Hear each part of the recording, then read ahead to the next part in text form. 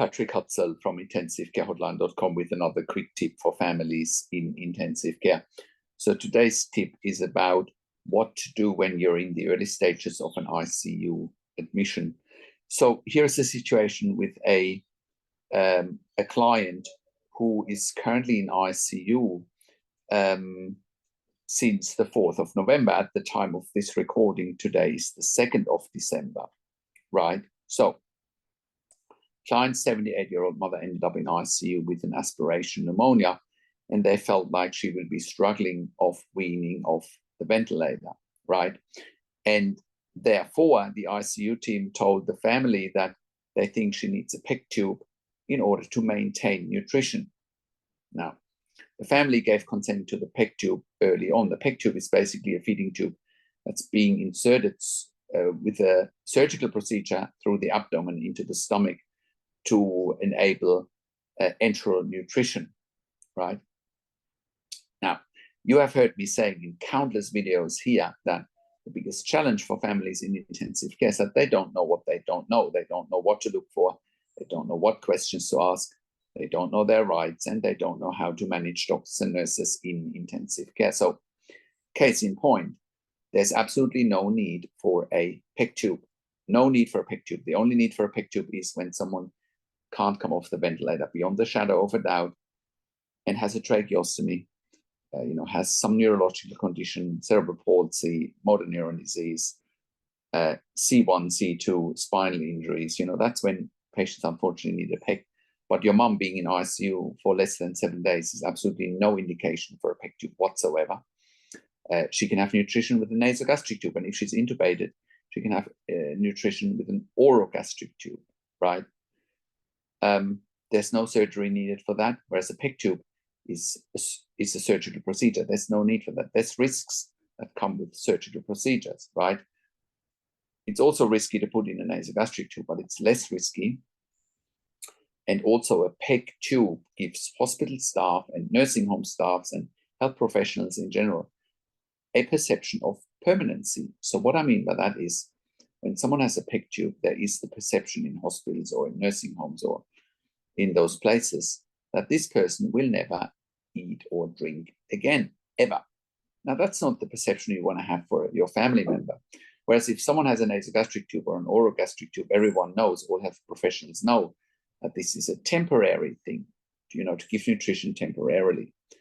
And therefore, efforts need to be made to start a patient to eat and drink again, right, to avoid the PEG tube. In this instance, the hospital did it the other way around.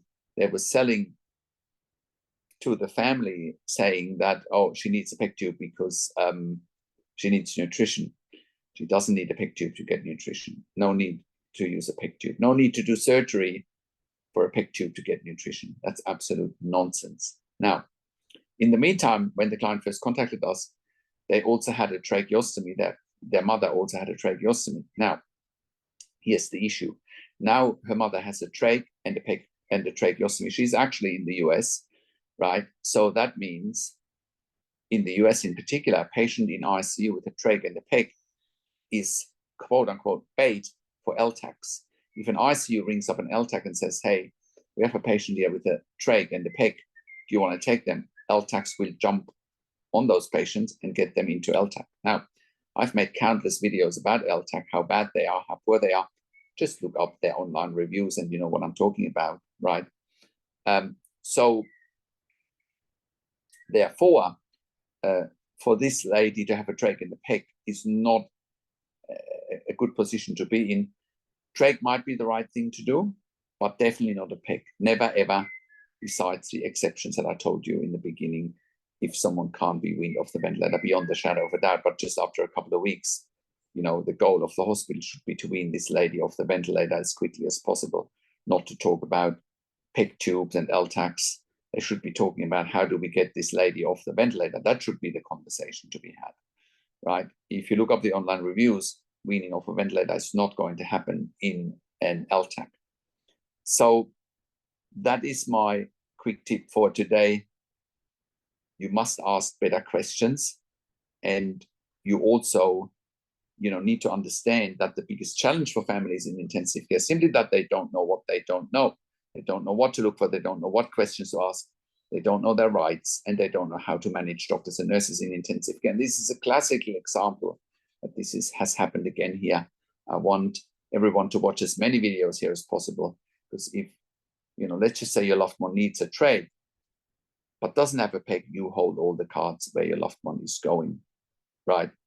If they don't have a peg and a tray, your loved one won't go into an LTAC, because LTACs won't take them without a peg tube. That should tell you everything about the quality of an LTAC. If they can't take a patient without a peg tube, that should tell you everything you need to know about the quality of LTACs. Think about that. Now, that is my quick tip for today. Now, if you have a loved one in intensive care and you need help, we actually have a membership for families of critically ill patients in intensive care. And you can get access to our membership for families of critically ill patients in intensive care at intensivcarehotline.com if you click on the membership link, or by going to intensivcaresupport.org directly. In the membership, you have access to me and my team 24 hours a day in the membership area and via email, and we answer all questions intensive care related. In the membership, there's also videos and ebooks available, not publicly available, but you get them as a member, very specific and unique ebooks for our member. Now, in case you're wondering what makes me qualified to offer a membership for families in intensive care, I am a critical care nurse, and I have worked in intensive care/critical care for over 20 years in 3 different countries. I have also worked as a nurse unit manager in intensive care for over 5 years. I have been consulting and advocating for families in intensive care for the last 10 years, all over the world, as part of my intensivcarehotline.com consulting and advocacy service for families in intensive care.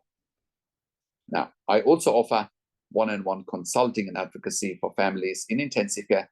I talk to you over the phone, Skype, Zoom, WhatsApp, whichever medium works best for you. I also talk to doctors and nurses directly, and I ask all the questions you haven't even considered asking, but must be asked, so that you make informed decisions, have peace of mind, control, power, and influence. I also represent you in family meetings with intensive care teams. Now, if you've been in a family meeting with intensive care teams, you know exactly why I'm recommending here that you have me there as clinical and advocacy representation, because otherwise they might walk all over you, right? And that's what I'm here for, to help you once again, making sure your loved one gets best care and treatment, gets best outcomes, and you can make informed decisions, have peace of mind, control, power, and influence. Now, we also offer medical record reviews in real time, so that you can get a second opinion in real time. That, in combination with my consulting and advocacy, especially over the phone, is rocket fuel for you and your family to make informed decisions, have peace of mind, control, power, and influence. We also offer medical record reviews after intensive care if you have unanswered questions, if you need closure, or if you are simply suspecting medical negligence. Now, if you like my videos, subscribe to my YouTube channel for regular updates for families in intensive care. Click the like button, click the notification bell, comment below what you want to see next, what questions and insights you have from this video. Share the video with your friends and families. Thanks for watching. This is Patrick Hutzel from intensivcarehotline.com, and I will talk to you in a few days. Take care for now.